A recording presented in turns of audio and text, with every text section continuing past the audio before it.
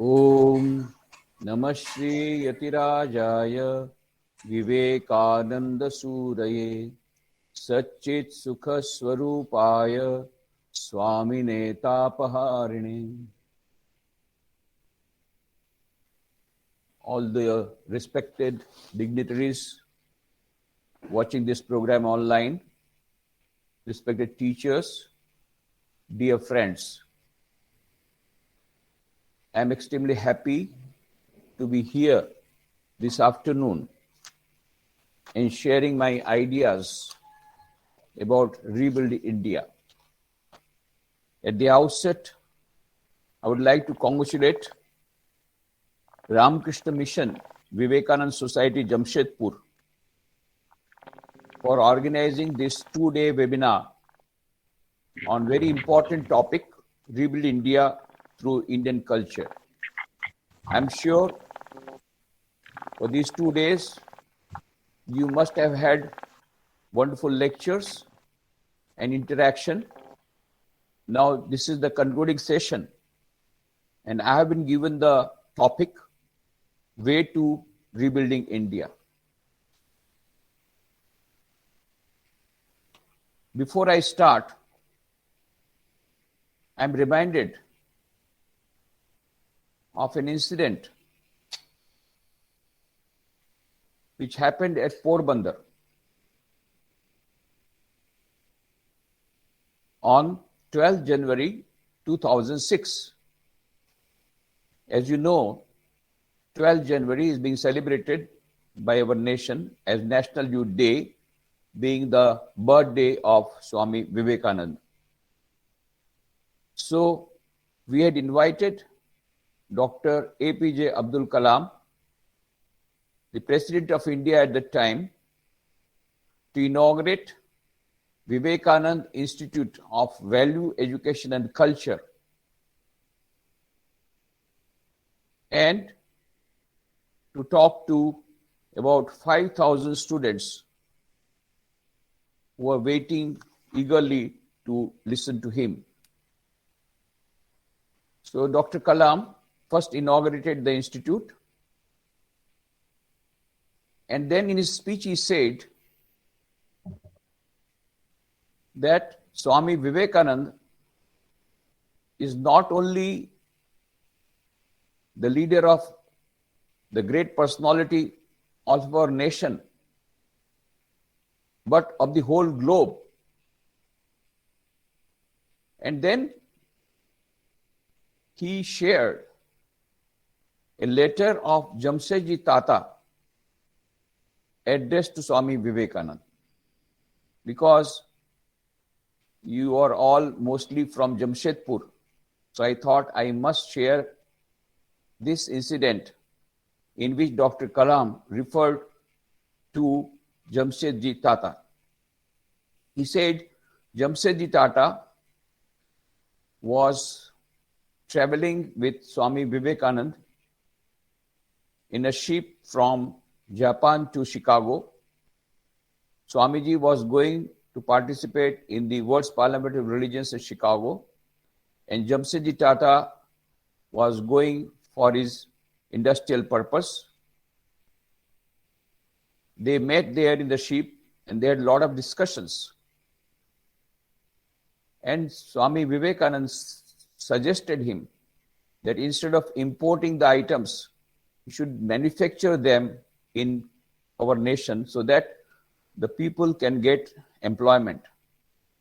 And perhaps he also emphasized on the research part of the manufacturing industries.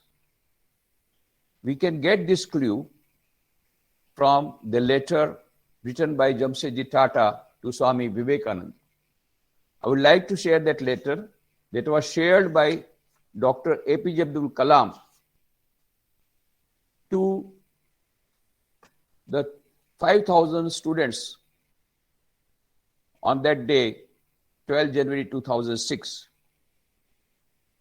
where Jamshedji Tata, in his letter dated 23rd November 1898, says Dear Swami Vivekananda, I trust you remember me as a fellow traveler on your voyage from Japan to Chicago.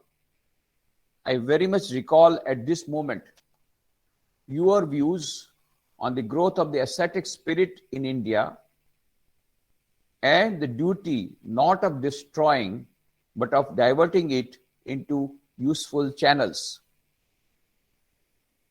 Then Jamshedji Tata says, I recall these ideas in connection with my scheme of Research Institute of Science for India, of which you have doubtless heard or read.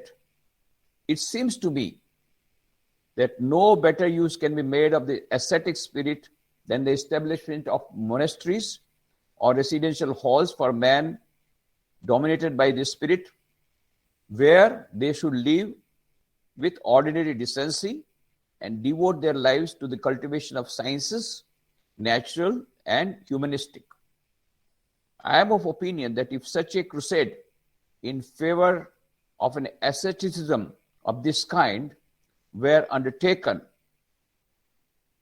by a competent leader, it would greatly help asceticism, science, and the good name of our common country. And I know not, Jamshedji Tata says, and I know not who would make a more fitting general of such a campaign than Vivekananda. Just note the words used by Jamshedji Tata. I know not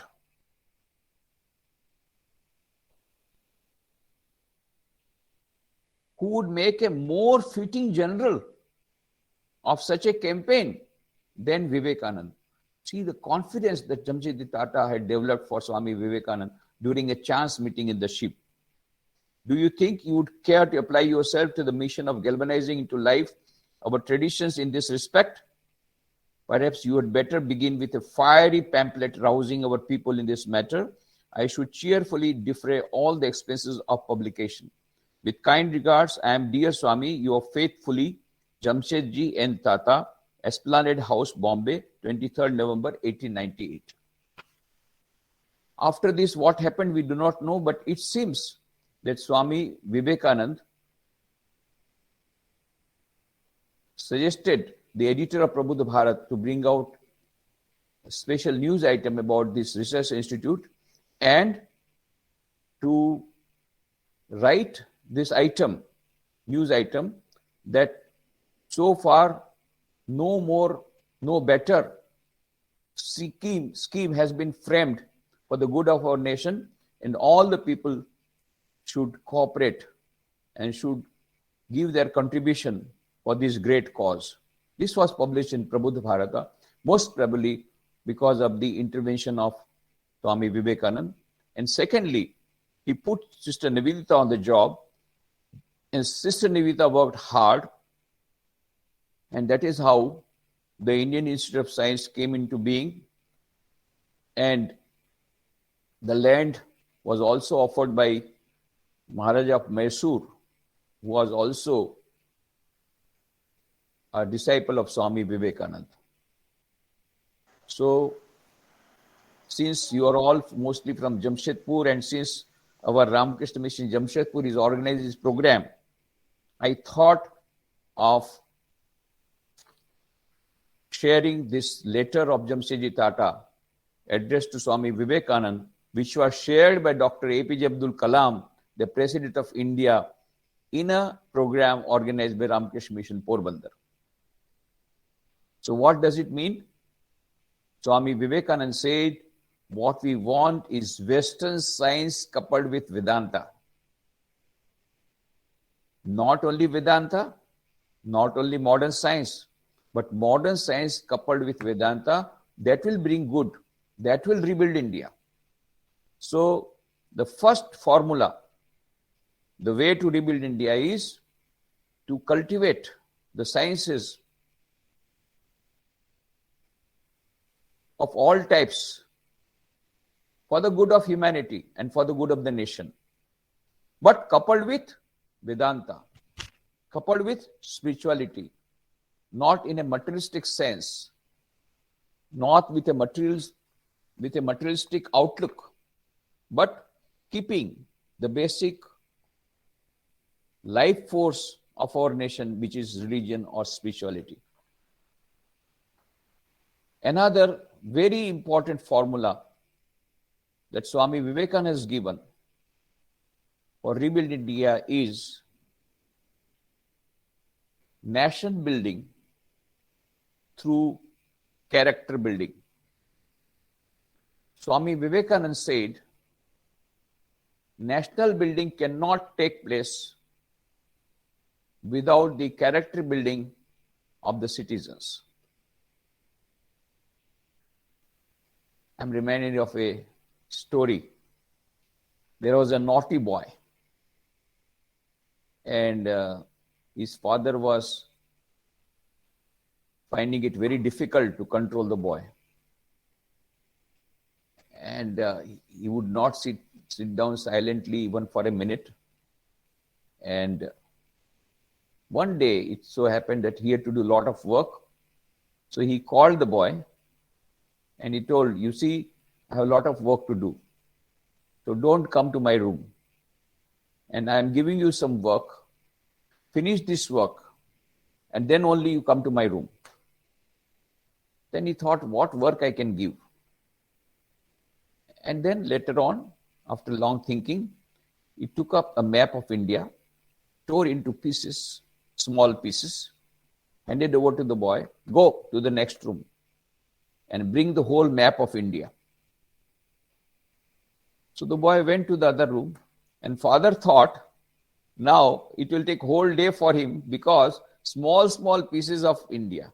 Just imagine, where is UP, Uttar Pradesh, and where is South India, and where is Assam, and where is Gujarat, and where is Bihar, and where is Jamshedpur, and where is Rajkot. All those places, to combine all of them will take whole day. And so he was nicely doing his work. After 2 minutes, the boy came to his room. Hey, I told you, finish the work, then come. I finished the work. Huh? Let me see. And he saw the whole map. The map was perfect. The map of India. And he was very much amazed. What is the matter? How did you do it?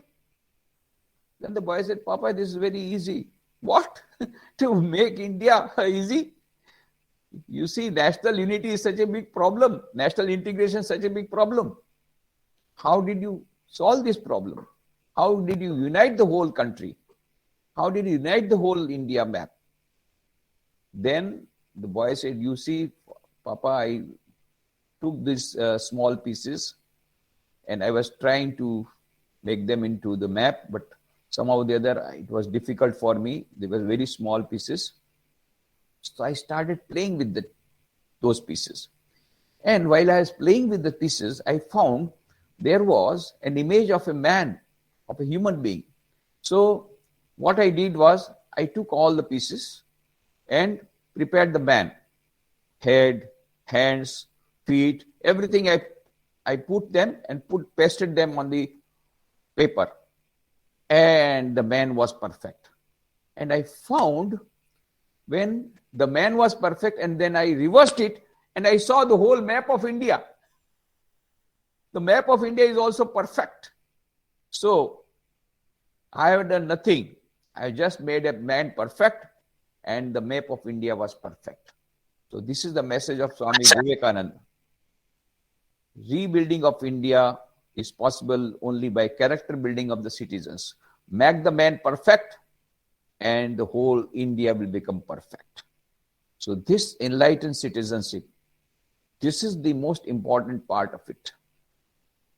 I recall my meeting with Dr. APJ Abdul Kalam at Rashtrapati Bhavan on 2003. It was in 2003, 16 April 2003.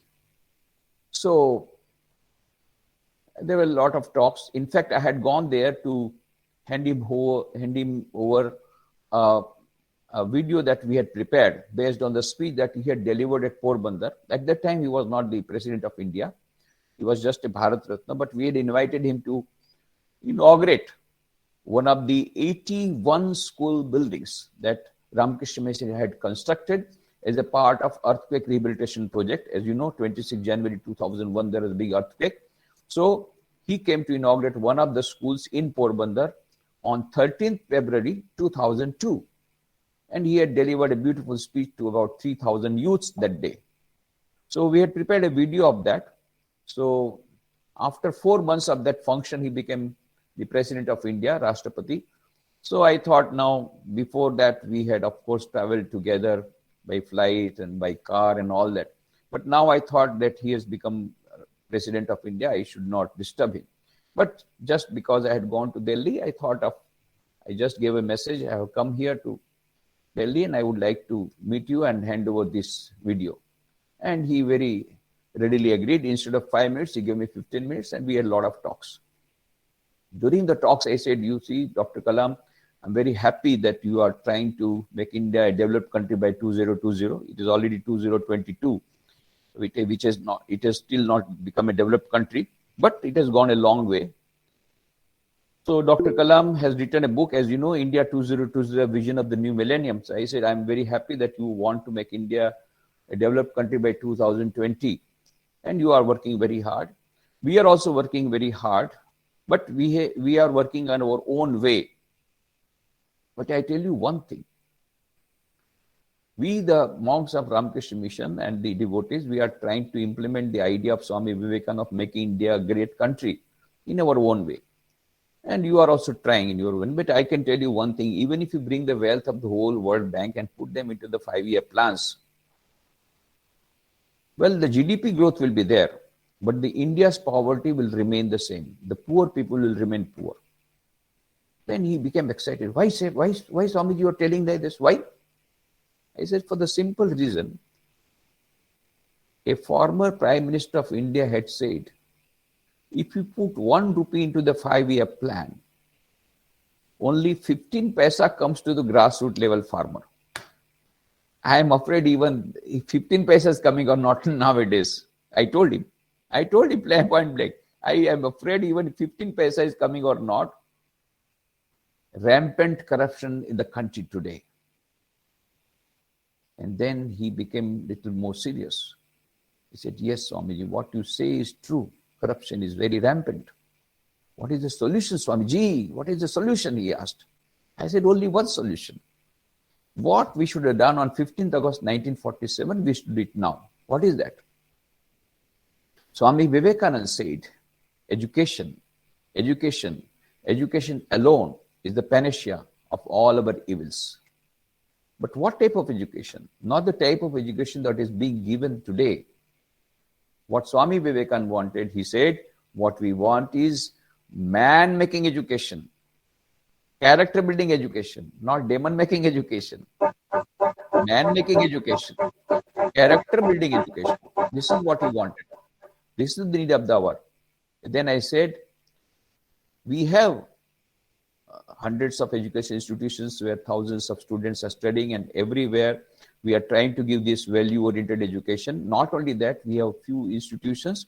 Though we don't have our own schools and colleges, we are trying to provide this value-oriented education to the other schools and colleges.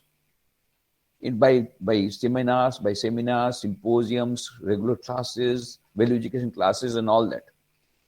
And so we have dedicated institutions for that. Vivekananda Institute of Human Excellence, Hyderabad, Ramakrishna Institute of Moral and Spiritual Education, Rimsi and Mysore and all that. And now we want to start Vivekananda Institute of Value Education Culture in Porbandar. And we want that you should inaugurate it. Dr. Kalam said, yes, Swamiji, I'll come. He very happily agreed. And as I told you, he came. Really, he kept up his promise on 12 January 2006 on Swami Vivekananda's birthday, National Youth Day Celebration Day.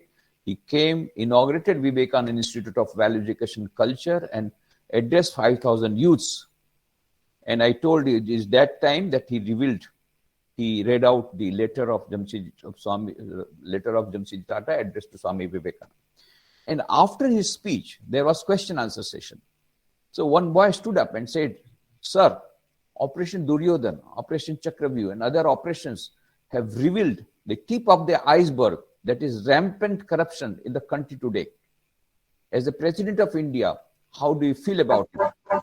And where do you think lies the solution? So Dr. Kalam stood up and then he said, you see, the parliament has already taken some action on those MPs. And then he took up a book of Swami Vivekananda and read out a passage from the book of Swami Vivekananda, in which Swami Vivekananda says, no number of parliament acts can make a nation good, can make a nation great. No number of parliament acts can make a nation good, can make a nation great. Then what can make a nation good and what can make a nation great? Then again he read out, only a large number of good enlightened citizens, good people can make a nation good, can make a nation great. And then he said, he added, and the government cannot produce good people. Then who can do it? He said only 3 persons can do it. Who are the 3? Father, mother, and the teacher. These are the 3 persons who can produce good people. So, value education in the family and value education in the educational institutions. Both are necessary. And here we must remember, values are never taught. Values are always caught. If the parents say that you should not watch TV, it will not make an impression. But if the parents reduce their seeing TV, watching TV, automatically the children will follow. So values are always caught and never taught. Same thing, if the teacher says something, but if they express that in their action, it will have much more impact. We know that. So that is why Swami Vivekananda gave the formula, that golden formula, be and make. First you become great, make others great. First you build your own character, then build the character of others. So this is the very important message for the teachers and for the parents when we are talking about value education, which is a must if we really want to rebuild India. One of the most important point is education. And in education, there are various types, various points to be noted. One is, of course, the education of the masses, where at present even a lot of people in our nation are illiterate. And mind you, literacy is not education. Literacy is the first step of education. In fact, sometimes we find that more educated people are more prone to higher types of corruption. They can do better corruption because they are highly educated. So, literacy is only the first step. And education of other topics, of various topics, need not be coupled with making them better human beings. So it is here that the importance of value education comes. And so one thing is character building education. Second is education to the masses. And when we are talking about education to the masses, Swami Vivekananda gave a golden formula. If the mountain cannot come to Muhammad, let Muhammad come to mountain. He wrote a letter from America to Diwan of Junagadh, Haridas Viharidas Desai, who was very close to him. He said, Diwanji, the wealth of the whole world, the wealth of the whole world is not enough to develop one single village unless people are taught to help themselves. So education is the crux of the whole thing. But Diwanji, even if you start schools in all the villages, the children will not come to the schools. He gave that reason, that cause, which is really the reality now we are facing. Because of economic reasons, the poor children will better go with their plow to help their parents rather than go to the schools. What is the solution then? Let education go to the children. If the children cannot come to school, schools should go to the children. Non-formal education is the only reply when we are talking about mass education. Universalization of primary education has not yet come, though it is a part of our constitution. Why? Because we did not listen to the advice of Swami Vivekananda of rebuilding India, that education should be given topmost priority. And when we are talking about education of the masses, if mountain cannot come to Muhammad, let Muhammad go to mountain. Let education go in a non-formal manner to these children who are economically preoccupied. Of course, now the government has brought out many new schemes where the non-formal education is given importance as far as literacy education is concerned and universalization of primary education is concerned. And the new education policy is trying to give more importance. And let us hope that if it is implemented, now implement is very important. Before that also there were so many Kothari Commission and Ramakrishna Commission and so many commissions. They had all suggested value education. They had suggested to include spiritual education, but somehow that it was not implemented. I am Gita. Good evening to all. So now the new education policy is giving importance to character building education, spiritual education. Let us hope that it is implemented. Third thing, education of the masses, education, character building education. Third thing is education which makes you self-reliant. This is also important. Now, the education should make you self-reliant, and it should enable you to stand on your own legs rather than searching for job.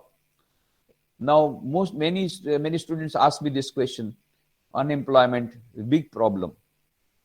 Poverty is a big problem for which the solution is education. But when after giving education, the problem is unemployment. So what is the solution of unemployment? The solution is self-employment. There are so many startup schemes now has come. Atmanirbhar Bharat, that formula has been given. So Swami Vivekananda always insisted on, gave so much emphasis on becoming Atmanirbhar. You must stand on your own legs, have confidence, and depend on yourself rather than searching for a job or rather than begging for a job. Have your own startup. Self-employment is the best employment and is the only solution for unemployment. So, since you are in Jamshedpur, I would like to share that I was for 10 years in Ranchi, and that time I used to go to Jamshedpur frequently, but now I am far away. So my tour to Jamshedpur have been reduced. My visits to Jamshedpur have been reduced. But when I was in Ranchi, I used to go very frequently. So Ranchi, we have a very nice tribal and rural development project called Divyayan Krishi Vigyan Kendra. If you go to Ranchi, you must visit this center, Divyayan Krishi Vigyan Kendra. We are making these tribal youths self-reliant. We tell them, if you want a job, don't come here. If you want to give jobs to others, then come here. And they are giving jobs to others. They are given training, first motivational training of 6 weeks, followed by special training in dairy, in horticulture, agriculture, animal husbandry, agronomy, and all these various types, carpentry and pump repair and all that. And later on, they go back to villages and start doing all these things. And beekeeping, they are employing others and they are helping others to become self-reliant. So you must visit that Divyan Krishi Vigyan Kendra, which is an experiment on self-reliance, which was emphasized by Swami Vivekananda in his education policy. So Swami Vivekananda told again and again, national lives in cottages. Even today also, we have a lot of population living in the rural area. Of course, now the gap is reducing. During Swami Vivekananda time, 80% people used to live, 80 to 90% people used to live in villages. Now, the people are becoming more and more urbanized and going to more and more to urban. And that is why Dr. Kalam emphasized on Pura scheme. That is providing urban facilities to the rural people so that the rural people do not have to go to urban people. Urban facilities come to the rural people. Whatever it is, that scheme is going on, Pura. But at present also, about 40% people are living in the villages. So this rural development and tribal development is a very important subject where we must remember Swamiji's formula that try not to develop these villages. If you do so, you will fail. And I've seen with my own eyes. I've seen with my own eyes. When I was in Ranchi, there was a village, I will not give the name of the village. There was a village where a World Bank scheme came of crores of rupees. And after 2 years, the scheme was there for 2 years or 3 years. And after that, the scheme was meant only for that period. Ultimately, what was the result? Crores of rupees were spent in that village in the name of rural development. What happened ultimately? The village did not develop. Only 2 persons got development. One was the wine shop, which was in a hut, got a big building. He earned so much money, the person who was selling wine, and another person who had a shop in a small hut and became a very big building. These 2 persons became developed. Rest all, because they were not given proper education, they were not taught to help themselves. So Swami Vivekananda says, when we are talking about rural development, tribal development, we must remember the formula. The wealth of the whole world, here it was World Bank, really World Bank, the wealth of the whole world is not enough to develop one single village if the people are not taught to help themselves. This I saw, I have experienced this myself. So, what a visionary Swami Vivekananda was. 125 years back, he gave all these formulas for rebuilding India, which are so very important. Another thing, he said, a bird cannot fly with only one wing. It requires 2 wings. So a nation cannot develop without the development of the women. So he emphasized, as back as that 125 years ago, he told women development is a must if we want to have national development. If we want to rebuild India, we must have women empowerment and development. And that will come through women education, proper type of women education, and also women empowerment, first economic empowerment, social empowerment, most importantly, spiritual empowerment. Now, at present, as on today, what is happening that women empowerment is being done, women development is being done, but the spiritual element is lacking, and that is why women are suffering. Still, they are at the receiving end because they have not been given the spiritual training about which Swami Vivekananda said that empowerment should start with the spiritual empowerment. And that is lacking. And that is why, though women have come forward, they are earning a lot of money, but they are not having happiness. And many of them are coming, and some of them committing suicide to that extent. To that extent, they are unhappy. Why is this happening? Because the spiritual element is lacking. So the spirituality should be an inbuilt part of education system. Then this women empowerment and development will help the national development. This is how we can rebuild India. Then Swami Vivekananda says, national ideals of India, renunciation, service. Intensify her in these 2 channels and the rest will take care of itself. He said this, and really if you go to the history of India, these are the 2 great ideas, renunciation and service. Now, both the ideas are missing in so-called social reformers, in so-called social workers. In fact, one of our Swamiji laughingly asked, do you know who is a social worker? One who works less and demands more pay. They are interested more in pay and package rather than giving service to the human beings who are suffering. So renunciation and service. These are the 2 ideas. Intensify her in these 2 channels and the rest will take care of itself. One of the most important points emphasized by Swami Vivekananda once again and again in his lecture from Colombo to Almora, when Swami Vivekananda returned from the West after delivering his historic speech in the Parliament of World's Religions. And he was so popular that he had to remain there for a few more years, 3.5 years. Then in January 1897, when he came, he was given a warm reception like which is given to the world conquerors. And in reply, he gave speeches, very fiery speeches, and all they were compiled into the book, Lectures from Colombo to Almora. So there you find again and again he's telling the keynote of India is religion. The life force of India is religion. So intensify in this religion, spirituality. And if you give up this religion, give up this spirituality, India will get vanished. Because this is the foundation on which the whole country is standing. Then he also said about this caste problem. Today we are having this reservation problem, anti-reservation policy, reservation policy, all these things going on. Swami Vivekananda gave the solution to this problem. He said, we have the solution not by bringing down the higher, but by raising the lower up to the level of the higher. What a wonderful thing.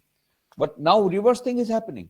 Now all people want to become tribe. I want to become a scheduled caste, scheduled tribe, or in the reserved category or the backward community. Even Brahmins are giving bribe to become lower caste. Reverse thing happening. What Swami Vivekananda says is leveling up. Now it is going leveling down. All are trying to become the lower caste so that they can get the benefit of the reservation policy. The Swami Vivekananda said, of course, he was against privileges. And he said, underprivileged people should be given more importance. But the solution lies in leveling up. Let the lower people be given so much higher, so much nice education that they become, get up in the ladder. So the lower caste will become like Brahmins because of their education. This is what he wanted. And then he said, the old religion said, so far you have heard the mantras. What are the mantras? Matru Devo Bhava, Pitru Devo Bhava, Acharya Devo Bhava, Atiti Devo Bhava. I am giving you additional mantras which are very important for our nation today. What is that? Daridra Devo Bhava, Rogi Devo Bhava. Worship the God who is present in the poor. Worship the God who is present in the sick person. And that is why he started Ramakrishna Mission to have a demonstration model. Shiva Jnana Jeev Seva. Worship our God in human beings. Yes, of course we should worship God in the temples, in churches and mosques. No problem. But here is a living God, he said. Fools, you are trying to dig a well by the side of the Ganges. Here is the big river going on. And you want to dig a well there. Here is the living God. There in that God, you have to have Pran Pratishtha. There is Pran Pratishtha in that living being. There is a Pran there. It's a living force. A living human being. You are not worshipping. You are not serving. Here is a man who is hungry. You are not giving chapati to him. And you are trying to give 56 types of items to the Lord there in the temple. There is no harm in worshipping that God. But you must also worship. The priority should be given to God who is coming to you in the form of the poor, in the form of the sick, in the form of the distressed, in the form of the sufferer. So, let this be your gods. Shiva Jnana Jeev Seva. Worship of the God in human beings. That is, he said, for our nation. And then his mantra is to the youngsters particularly, love India. Once Miss MacLeod asked Swami Vivekananda, Swami, how can I serve you? And then Swami Vivekananda said, he did not say, you bring a beautiful cake for me. He did not say, bring beautiful clothes for me. No. What did he say? He said, he told American disciple, Miss MacLeod, love India. This is the greatest service you can do to me. And if today the students like you would ask Swami Vivekananda, how can we serve you, Swamiji? Swamiji will give reply, this, love India. When the love towards India comes, everything will follow. Just imagine, if an engineer, an executive engineer loves India, will he take a bribe for creating a dam which will be with full of only sand and no cement?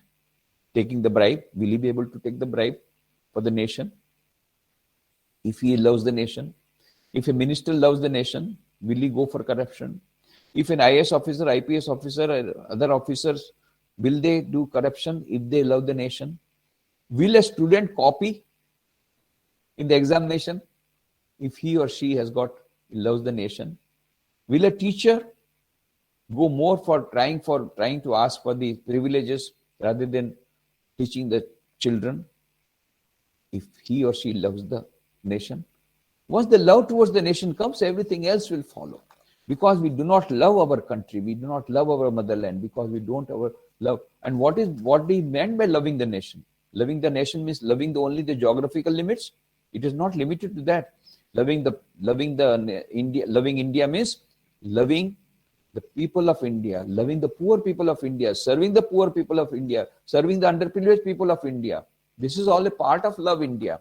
And when that love comes, and then everything else will follow. So Swami, let us conclude with the important message of Swami Vivekananda. What is that message? Arise, awake, and stop not till the goal is reached. Do you know this message he gave in 1897? And he predicted that within 50 years, India shall become independent.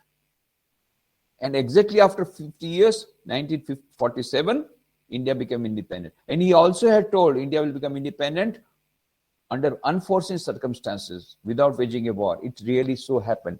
But after independence, what happened? After independence, we forgot the message of Swami Vivekananda of loving our country. That time, all those people, Netaji Subhash Chandra Bose, Dr. Radhakrishnan, Pandit Jawaharlal Nehru, Chakravarti Rajgopalacharya, Sri Aurobindo, Sister Nivi, all of them were surcharged with the ideas, with the patriotic ideas of Swami Vivekananda. Mahatma Gandhi said that the love for my country became 1,000-fold after I read the books of Swami Vivekananda. Rabindranath Tagore wrote to Roma Rolla. Rabindranath Tagore, a Nobel laureate, he had received prize in literature, Nobel Prize, and Roma Rolla received the Nobel Prize also in literature. One Nobel laureate writing another Nobel laureate. What did he say? If you want to know India, study Vivekananda. In him, everything is positive and nothing negative.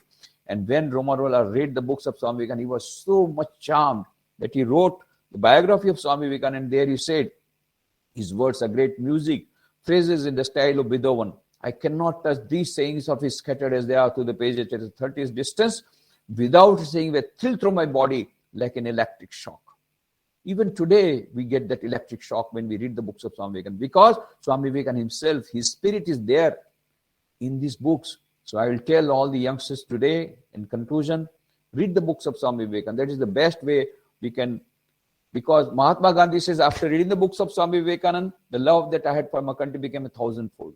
And a student of 9th standard studying in Cuttack read a book of Swami Vivekananda and he said, I will sacrifice my whole life for the sake of the nation. And he became Netaji Subhash Chandra Bose. So all our patriots of that time received their inspiration from the books of Swami Vivekananda, developed that love for the country. Today, if we want to rebuild India, our youngsters must be imbued with the idea of patriotism, with love for the nation. And that will come, the best way is by reading the books of Swami Vivekananda. So I will request all the students, please read the books of Swami Vivekananda and get that love for the nation. And once the love for the nation comes, everything else will follow. Character building will follow. Other things will follow. And character building will lead to national building. And Swami Vivekananda's message, arise, awake, and stop not till the goal is reached. After the independence, we became lazy. We gave up our love for the nation. No, we have to still continue, because the goal was not the independence of India. Swami Vivekananda wanted independence of India. He said freedom is the condition, first condition of growth, but he did not say it is the goal of life. Then what was the goal of life? Swami Vivekananda said, what was the goal of the nation? Swami Vivekananda said in his lecture on Colombo Tolmar, if you find his lecture in 1897 in Madras, he said, up India and conquer the whole world by your spirituality. India shall conquer the world by its spiritual culture, by its spirituality. That is the goal that Swamiji has given. This goal is not yet fulfilled. We have to become Jagat Guru, but India can become Jagat Guru only once, first of all, it becomes a developed country, and for that we will all have to work hard.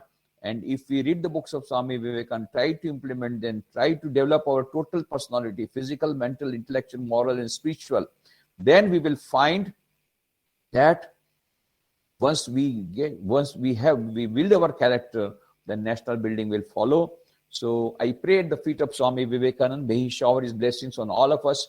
May we be able to build our character, and thereby we can rebuild the nation, rebuild our motherland, India, as per his ideas, and we will be able to become instruments of fulfilling the dream of Swami Vivekananda. Swami Vivekananda said, India will become so great that its past glory will fade into insignificance. We are now waiting for that day. Thank you very much. Thank you, Pujaniya Maharaj Ji. And that was a beautiful insight into a way to rebuilding India by Pujaniya Maharaj Ji. And all the participants are requested to share if there is any question in the chat box, and Maharaj Ji is there. We will reply. One question is, Maharaj Ji. Yeah. I'm read it out. Amit Kumar Shah. Yeah. On the topic of brahmacharya. If a person in great need of brahmacharya for internal satisfaction is not capable to perform or is not achieving benefits as the result of this penance should be, then what will happen to the person in distant future? Well, if somebody is trying today or tomorrow, you will get the result. There is no doubt about it, because the law of karma is supreme in the mental world, as law of gravitation is supreme in the physical world. So if you are trying, you will get the result, but it takes a long time. It will not come in a day. You have to go on trying, and you have to go on trying in a scientific manner. So I would request you to read a book by Swami Nikhileswarananda ji, Meditation and Spiritual Life, where there are chapters on how to observe brahmacharya. Please go through that, follow these things systematically, and you will get the result today or tomorrow. Surely you will get the result. And nothing bad will happen to you. If you are doing a good work, nothing bad will happen to you, can ever happen to you.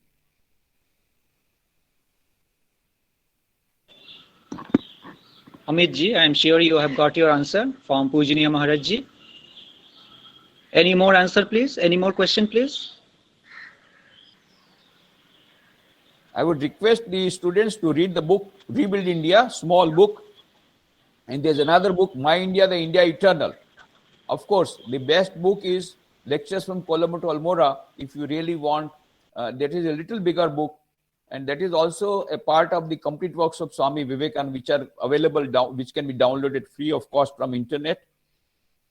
If you go through these lectures from Colombo to Almora, and the gist is given in My India, the India Eternal, and even the small quotes are given in Rebuild India.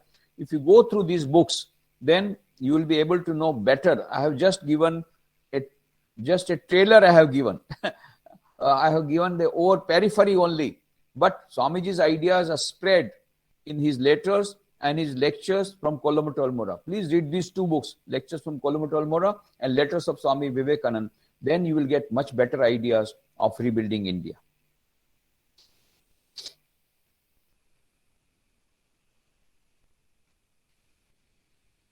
Okay. Maharaj Ji, one more question has come. Difference between character, personality and reputation. Yeah, very nice question. You see, personality is connected with reputation, but character is not only the outside reputation, is the inner reputation. So character is something bigger. Personality is an external thing. If you see somebody's personality, it is an external personality. But unless until character is there, that external personality will give reputation from outside, but will not get reputation from inside. So personality gives you reputation, but character gives you inner reputation, and it gives you the real benefit. It gives you long-term happiness, long-term success, and long-term peace.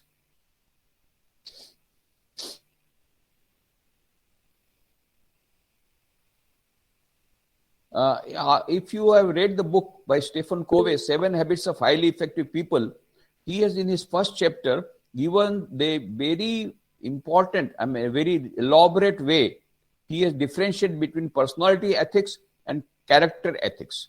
He said, I went through the literature on self-development for last 200 years. What I find that last 50 years, there has been a great paradigm shift. First 150 years, all the books on self-development were dealing with character building.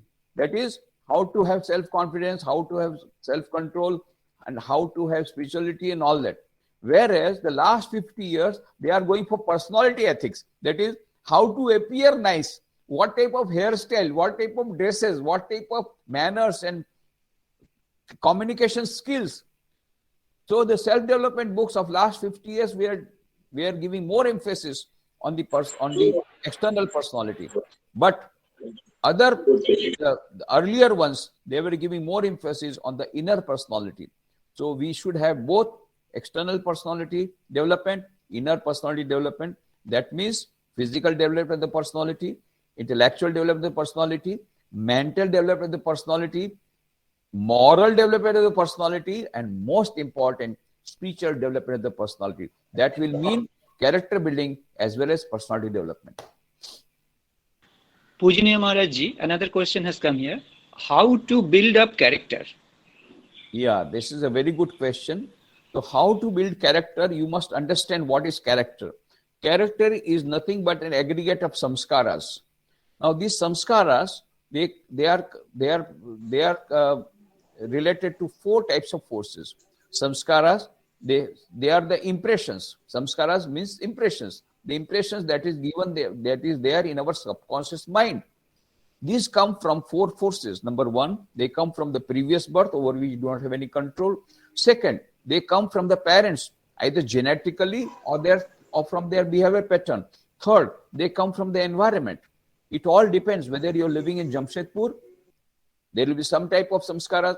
When you stay in New York, there will be another type of samskara. If you watch particular type of programs on TV, there will be one type of samskara. If you watch other programs, then there will be different type of samskaras. So samskara depend on the environment, external environment. And the fourth most important thing is teachers, educational institution. The samskaras received from teachers, and that is why we have parents meeting so that the samskaras given by the parents to the children, they become better. We have program for the teachers, how to become a better teacher. Teachers are torch bearers of change. They can bring about paradigm shift in the character of the children, and they can become enlightened citizens if the teachers they take interest in not only communicating their subject but also in inculcating good values. How? By practicing the values themselves. Because be and make, that was given by Swami Vivekananda. So these are the four factors on which, so a student who wants to have character building should have proper environment, should follow a fixed routine, and should try to avoid all those things which spoil his mind.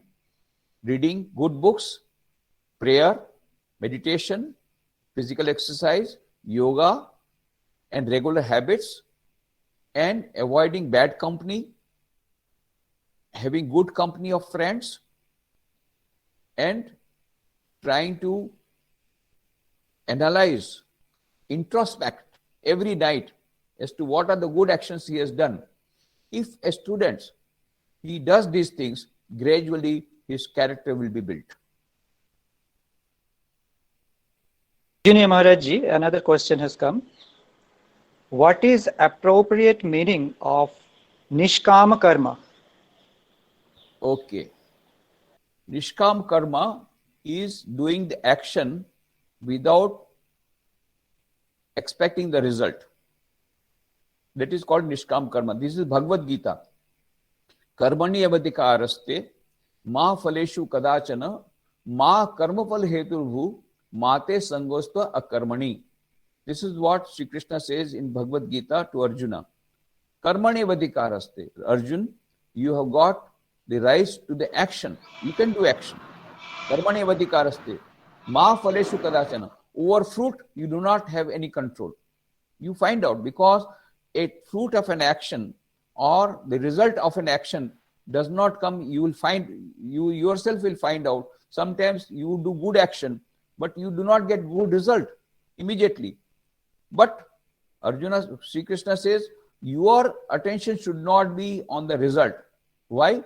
Because the law of karma is supreme. It will come.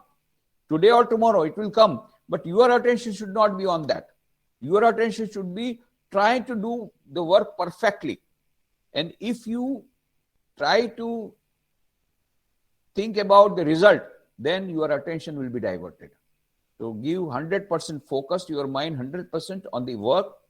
Do your duty, 100% giving attention. Karmani vadikaraste ma phaleshu kadachana ma karmaphal heturvu. You should not be always thinking and worried about the result. But that does not mean that you should give up the action, because if you do not do action, result will not follow. But your attention should not be on the result. I'll give you a simple example. A student, he was studying and he failed 3 times in the 12th class. So now his father told, now enough. If next time if you fail, then we don't have to study. Now you will not have to go to further study. You join my business, no more study for you. This time if you fail, you are not going to go for higher education, mind you. This is the last chance. So now the boy, he started studying. While studying, he is not studying. What is he doing? What will be the result of my study? Will I fail or pass? Then again after a few pages, oh my God, if I fail, what will happen? Again after a few pages, oh my God, if I fail, then I will put into business. Then I cannot go to college. After a few pages, oh my God, then if I don't go to colleges, then I will miss all the charm of the college life. Again few pages, oh, then I will be married to a girl who will be illiterate. Oh, if I get an illiterate wife, then I will have to commit suicide. Okay, after a few days, okay, if I have to commit suicide, how should I commit suicide? By hanging or by taking poison? Oh, no, poison. Then how to get poison? All these things he is thinking when studying. Will he pass or fail? Surely he will fail, because he is not studying. He is thinking about the result. Reverse way, a boy was very brilliant. He got very good marks. Then his father told, if you get very good marks in 12th, then I'll send you to America for higher education. Now this boy is studying. Again, after a few days, oh, my father has told, what will be the result? Oh, if the result is good, then I'll go to America. After a few days, okay, I go to America. Where will I go? I should go to my maternal uncle or my uncle. No, I should not go to any of them, because then I will be not having freedom. Okay, after a few days, okay. Then which university I should go? Suppose after a few pages of supposing if they do not give this study, all these things he is thinking when studying. Surely he is going to fail. So that is why Sri Krishna says, when you are doing some work, you give your attention on work. Does not mean he doesn't say that you will not get the result. You will get better result. If you don't think about the result, you will get better result. Why? Because your concentration, your focusing of the mind is on the action rather than the result. So that is Nishkama karma. Nishkama karma does not mean that you will not get salary. You just go on working and no salary. No. Some people, they misunderstand. Oh, Sri Krishna, what is the foolish thing he is telling? You go on working, you will not get salary. Go on working for examination, you will not get the result. No. He is telling you will get better result if you have Nishkama karma. Not only that, another thing happens. Supposing if you are working with Nishkama karma, if you are doing without worrying about the result, if you do some action, if you are working hard, and if you do not get proper result, you will not become disappointed. You will get some disappointment, but you will not break down. Why? Because you were never thinking about the result. You were always engaged in work. At the same time, if you get a good result, you will not become egoistic. Your ego will not be popped up, because you are always worried about how to do better work rather than the result. So that is why Nishkam karma is very, very much necessary. Pujaniya Maharajji, the next question is, I think in Upanishads it is said that questioning and doubting is good thing, but in Srimad Bhagavad Gita, Lord says, Sanshayatman vinashyate. Why does Krishna say that? That's the question, Maharaj. Yeah, very nice question. You see, in our scriptures, in our ancient tradition, Indian tradition, always questioning has been given very high regard. Unless until you question, unless you critically examination. In India, the spirituality is not connected with following blindly. Nothing is blindly you should follow. That is not encouraged. You must question. You must understand. You see, Narendra Dutt, he was a college student, Scottish Church College. He used to question his professors. He used to question everybody. He used to question any religious leader. And he will ask, oh, you are talking too much about religion, too much of God. Have you got any documentary evidence? I am a son of a lawyer. I believe in documentary evidence. Have you got any documentary evidence? Have you got any proof? You are saying God, God, God. Nobody could give. Have you seen God? Nobody could reply. Ultimately, Sri Ramakrishna said, yes, I have seen God. One day he had gone to Scottish Church College, and that day the professor of English literature was absent. So the principal William Hastie himself came to take up the class of English literature, and then he was teaching them the poem of Wordsworth, that is Excursion. The name of the poem is Excursion by William Wordsworth. And in that poem, there is a description how the poet goes into a trance, into a superconscious state by undergoing this, by seeing this natural beauty. And the students ask, sir, is it possible that somebody goes to a trance in a superconscious state, Samadhi state? Then Principal William has to say, yes, I know one person who goes into trance, into the Samadhi state very frequently. If you want, you can see that person because he lives in Calcutta only. There is a temple of Dakshineshwar. There Sri Ramakrishna Paramahansa lives. He gets into these trances, into the Samadhi state very frequently. And then Narendranath comes here. Later on, he became Swami Vivekananda. But that time he was Narendranath, a college student. And he asked the same question that he used to ask everybody. Sir, have you seen God? And for the first time he received a satisfactory reply.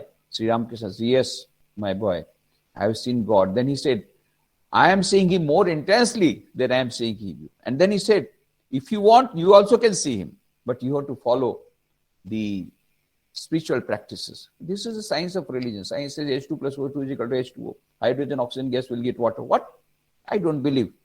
Hydrogen is a gas, oxygen is a gas. How can it get water? It's not a question of belief. Come to the laboratory, have hydrolytic process. And if you don't get water, then you say, I don't believe. It's not a question of belief. Experiment. So Sri Ramakrishna says, come to the laboratory, experiment, make spiritual practices. And then if you don't get the realization, then you tell, I don't believe in God. And then Narendranath accepted the challenge. And then he also got into a Samadhi state, Nirvikal Samadhi he got at Kashipur. And because he had realized God face to face, that's why on the basis of his own realization, he could declare in the world parliament religions, the shloka of the Shveta Upanishad, Shunvantu Vishve Amritasya Putra Aye Dhamani Divyani Tastu Vedahametam Purusham Mahantam Aditya Varnam Tamasa Parastat Tameva Viditva Timritimeti Nanya Pantha Viditayanaya. I have found the ancient one who is beyond all miseries. He said from his own experimentally verified truth. So this is the tradition of Indian spiritual culture where when we encourage the students to ask questions. Here also, whenever I go for youth convention, I say more time should be given for question answer session, because then you clear your doubts, then you get convinced, and then you only can follow. So I'm very happy this question has come.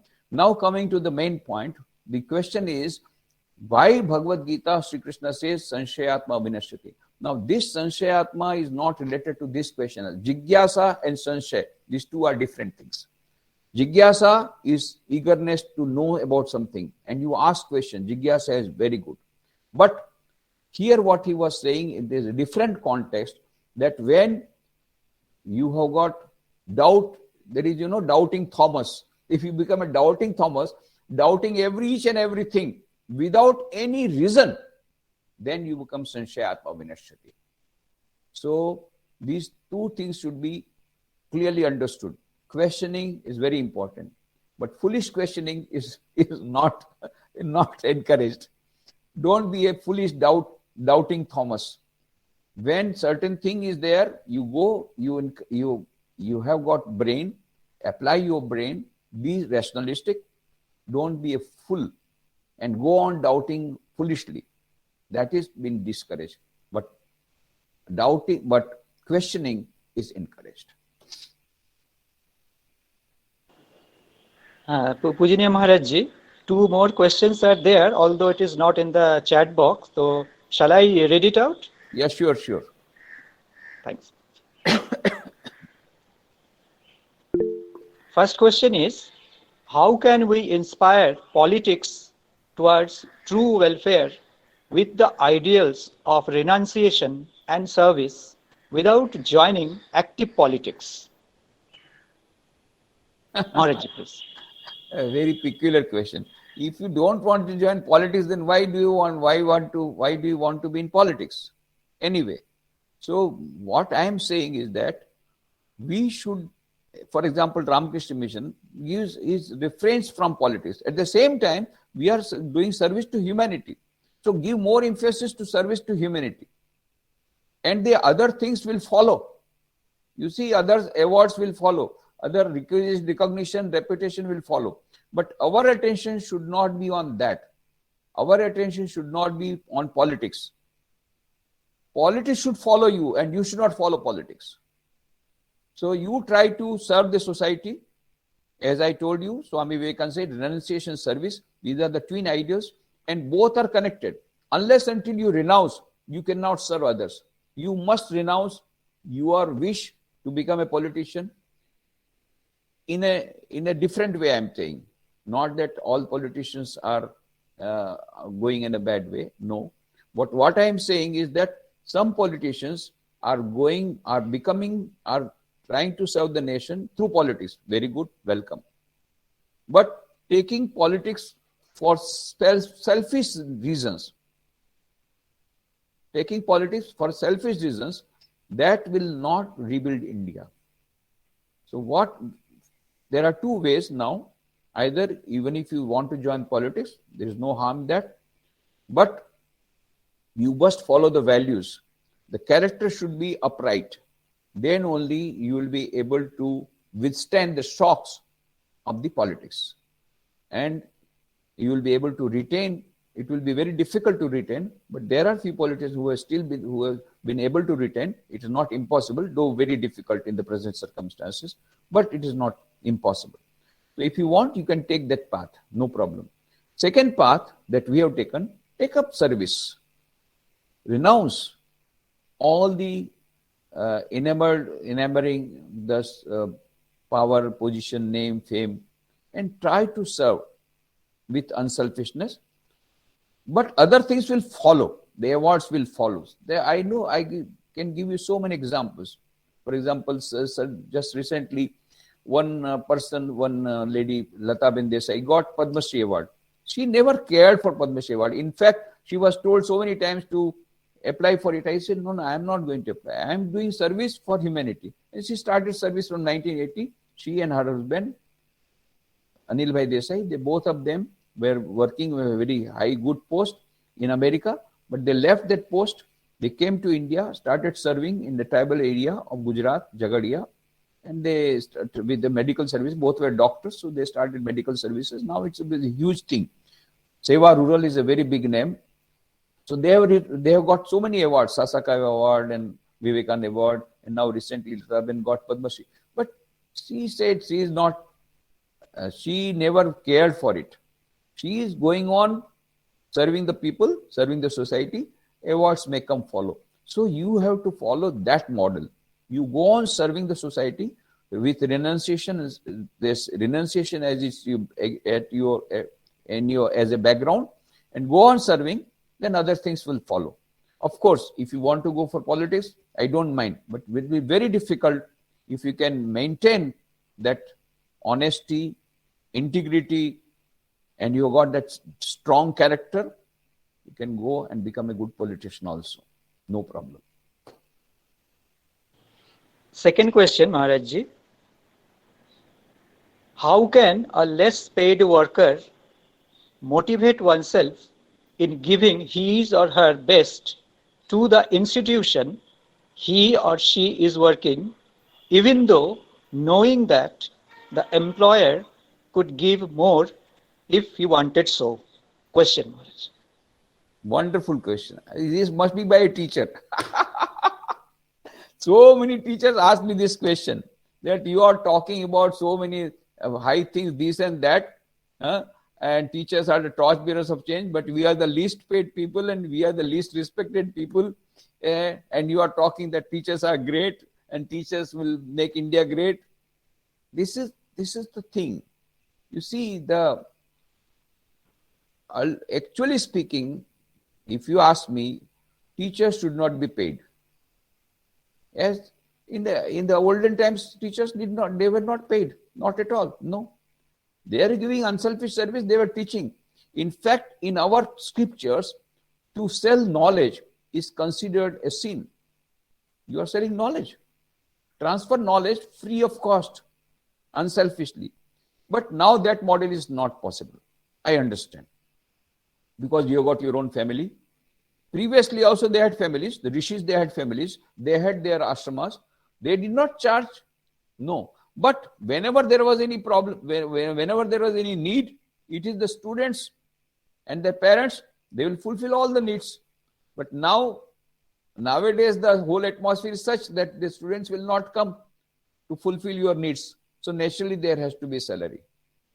So now the thing is that, supposing if you find that particular one employer is exploiting you by giving less salary and not giving more salary which he or which that institution can pay, then you leave the job. Go to a better employer. Very easy. But the next employer may exploit you in some other way. This is what is happening. And teachers at the receiving end, I have full sympathy. What is the solution? Solution is change the society. How the society can be changed? Society cannot be changed by the present people, already polluted. So society will be changed by future enlightened citizens. Where are they? They are sitting in your class.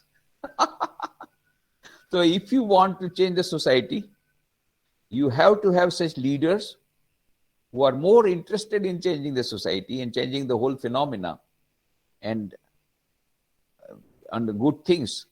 These future leaders, IAS officers, IPS officers, ministers, businessmen, they are all sitting in your class.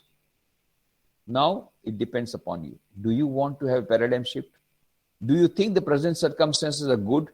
Do you think the present situation of the nation is good? Where the teachers are paid less, where the teachers are respected less? Do you think it is a good thing? No. If you want to change, there should be a paradigm shift. Who will bring about this paradigm shift? Not by the present leaders, I tell you. No. They are more interested in filling up their pockets. The paradigm shift can come only by the future leaders.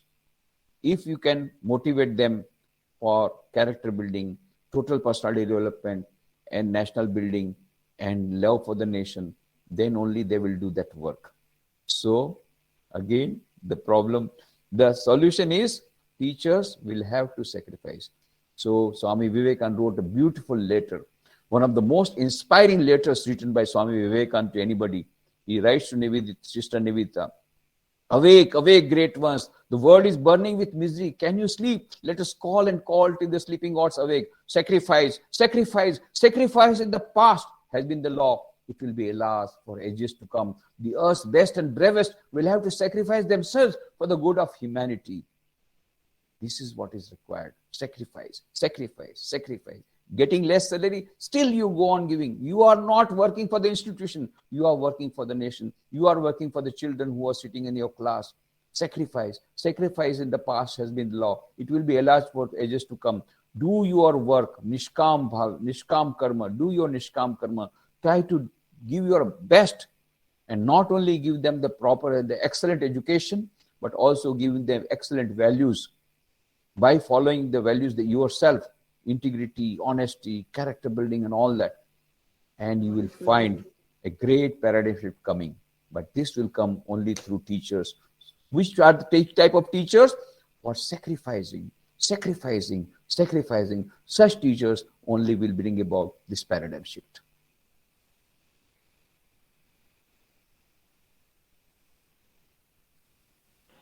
The next question, Maharajji, is what is the advice of Thakur Ma Swamiji about Nishkama Karma? Same what is given by Sri Krishna, Sri Ramakrishna, Sarada Devi, Swami Vivekananda also tell the same thing that is given by Sri Krishna. Sri Ramakrishna also says, you try to do your work in an unselfish manner. That is why he told.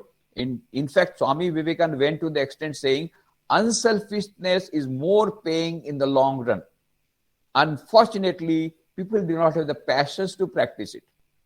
Unselfishness is more paying in the long run. You will find those who are doing unselfish service, these, as I told you, the awards will follow you, the rewards will follow you.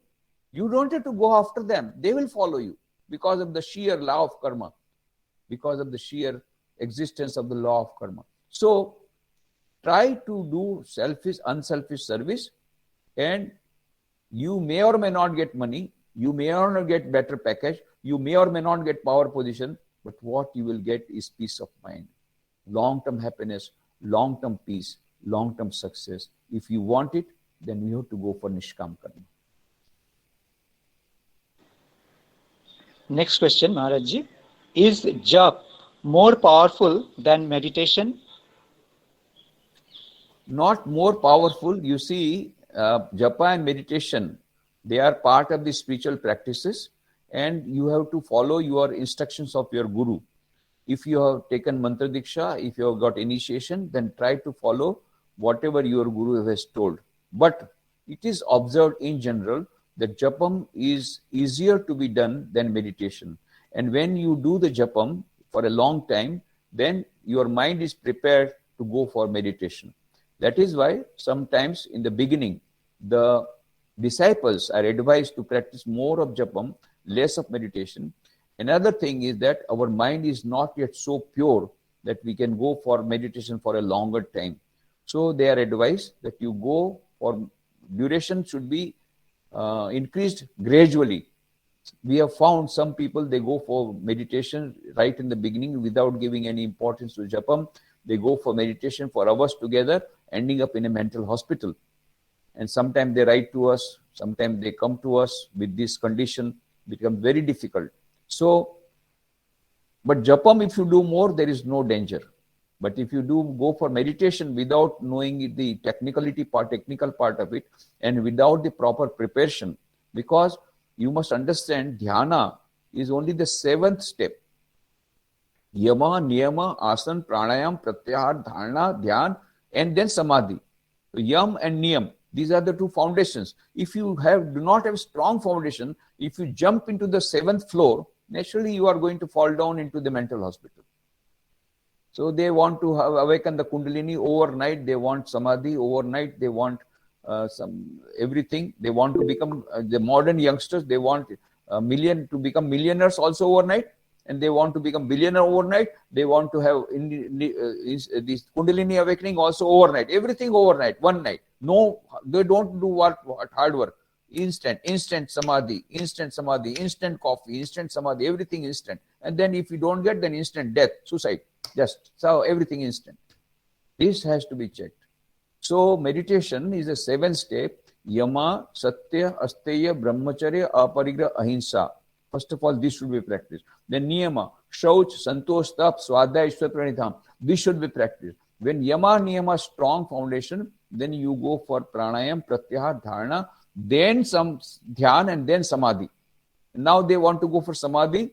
They say, we can't practice Satya. This is impractical. Satyameva Jayati is old mantra. Now Asatyameva Jayati is the real mantra.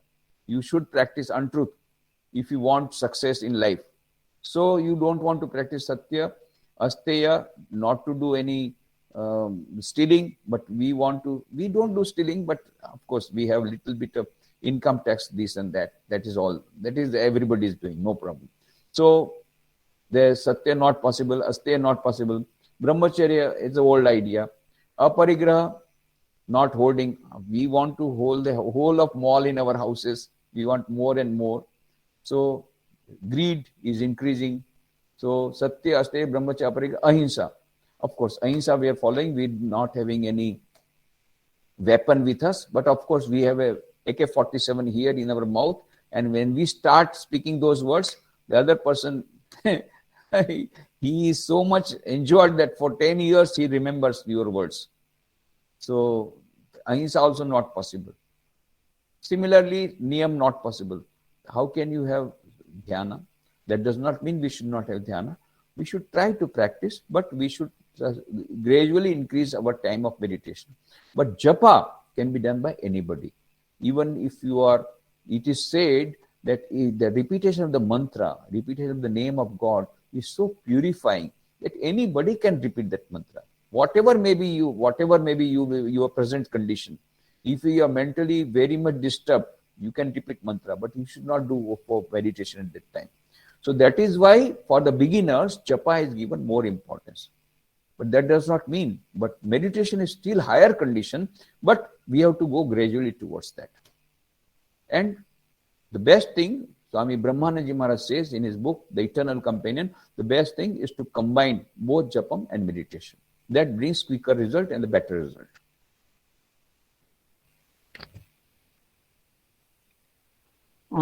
Yes, Maharajji. The question is, can a Shudra becomes a Vaishya a Kshatriya, and a Kshatriya a Brahmin? This is the question. You see, these all types of categorization is previously it was done guna karma vibhagashayo. That is what Bhagavad Gita says. It was a social thing. It is not a part of not an inbuilt part of the spirituality, but it was a part of a certain type of regulation of the society for which these four types of people are given. And as on today, what we find, these four types are already there, and it depends upon you to change over. For example, Brahmana. What is Brahmana? Brahmana who is more connected with learning process. So if you are a teacher, you are a Brahmana. Even if you are a Shudra, if you are teaching, you are a Brahmana. You are doing the work of a Brahmana. Then if you are a Brahmin, and still if you are in business, what you are doing the work of a Vaishya. So by guna, by karma, you are a Vaishya.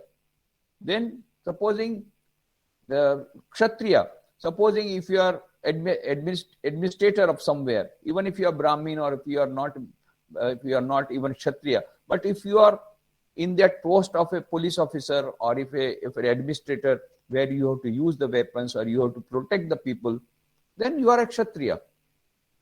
Then Shudra is one who is serving others. So the various types of services are there. So you can be in the service also. Suppose now what do we find? Many Brahmins are going for the training in nursing. You will find it is the work of a nurse. Nursing is the work of a Shudra. No. Now no more this categorization is there. That was there in the old condition because of that type of society. Now in the modern times, we have to see basically what is a Brahmana. Brahmana who is working, who is more connected with knowledge, who is more connected with learning. So you can always switch over from one to another. There is no problem about that.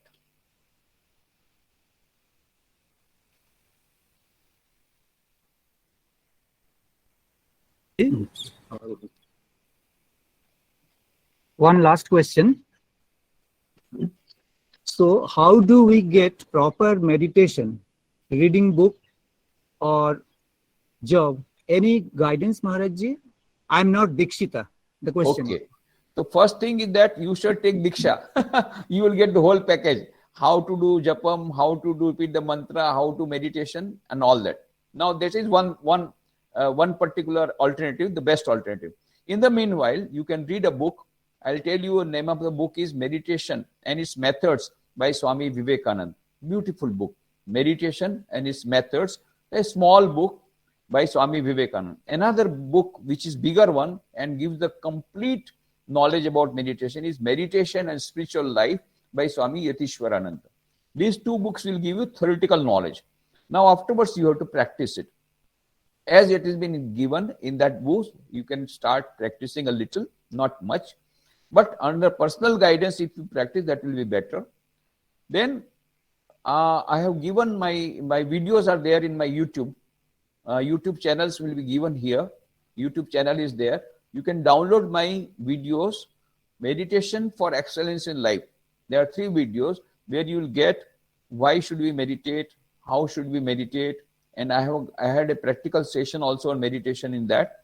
So you can follow my YouTube channel, and there are many hundreds of videos are available, but some videos are available on meditation. Particularly these 3, if you go through, you will get the basic knowledge.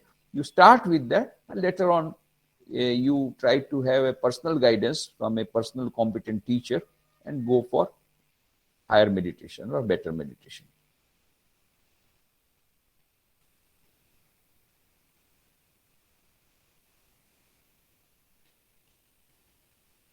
You can, I think you must have got my YouTube channel and their website and all that. You can share with that one, with those people.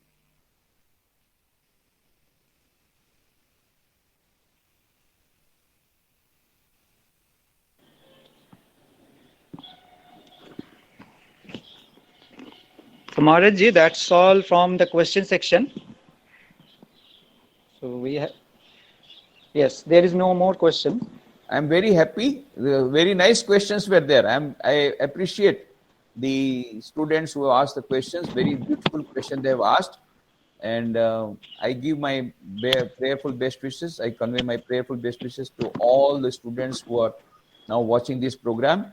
Please go through my YouTube channel and you will get many more programs and many question answer sessions also there. And in the website, you will get the articles. And if there is still more questions, then my email ID also given. You can write to me by mail. All these 3 are given in the chat box.